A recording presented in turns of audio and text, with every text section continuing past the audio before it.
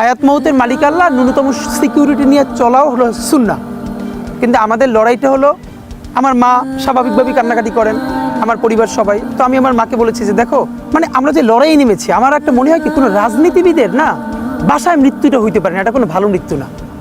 যিনি রাজনীতি করেন, যিনি লড়াই করেন, যিনি বিপ্লবী, যিনি সংগ্রামী, তার মৃত্যুটা হবে একটা সংগ্রামের মধ্য দিয়ে, একটা রাজপথে, একটা গ্লোরির মৃত্যু।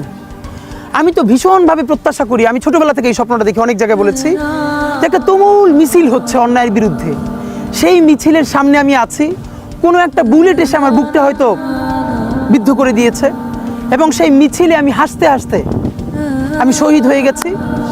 এবং সবাই যখন মৃত্যুটাকে ভীষণ ভয় পায়, আমি তখন হাসতে হাসতে আল্লাহর কাছে ভীষণ সন্তুষ্টি নিয়ে পৌঁছতে চাই যে আমি একটা ন্যূনতম ওই জীবনটা লিড করতে পারলাম, যে আমি একটা ইনসাফের হাসি নিয়ে আমি আমার আল্লাহর কাছে পৌঁছতে চাই।